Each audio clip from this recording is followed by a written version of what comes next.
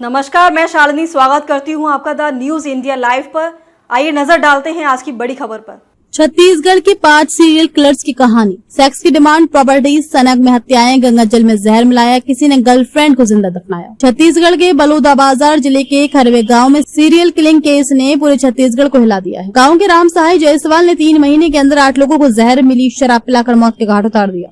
आरोपी ने पूछताछ में पुरानी रंजिश, कर्ज और बदले की भावना को वजह बताया है। हालांकि ये पहला मामला नहीं है जब छत्तीसगढ़ में किसी आरोपी ने एक के बाद एक कई हत्याओं को अंजाम दिया हो। प्रदेश में ऐसे कई मामले सामने आए हैं जहां आरोपी सालों तक पुलिस को चकमा देते रहे।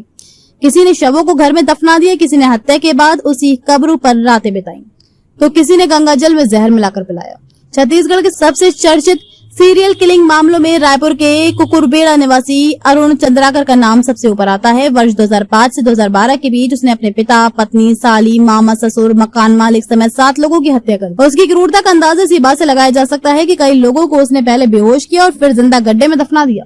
6 साल तक किसी को इन हत्याओं की भनक तक नहीं लगी। पुलिस भी अलग अलग गुमशुदगी के मामलों को जोड़ नहीं पाई। आखिरकार जनवरी 2012 में एक बच्चे की गुमशुदगी की जांच ने पूरे मामले का पर्दाफाश कर दिया। चोरी की आदत नहीं, घर से निकाला, अपराध की दुनिया में उतरा। अरुण मूल रूप से दुर्ग जिले के गुंडरदेही क्षेत्र के कंचादुर गांव का रहने वाला था। बचपन में ही उसे चोरी की लत थी। परिवार ने कई बार समझाया लेकिन आदत नहीं बदली।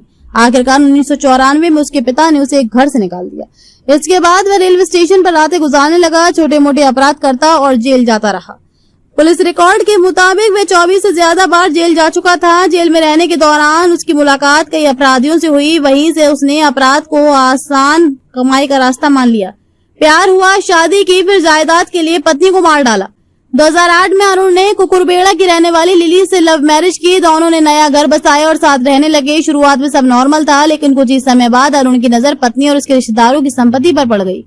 उसने एक एक कर अपने सबसे करीबी लोगों को ही निशाना बनाना शुरू कर दिया। पहले विश्वास जीतता, फिर उन्हें नशीला पदार्थ खिलाकर बेहोश करता। इसके बाद पहले से खोदे गए गड्ढे में डालकर मिट्टी से ढक देता।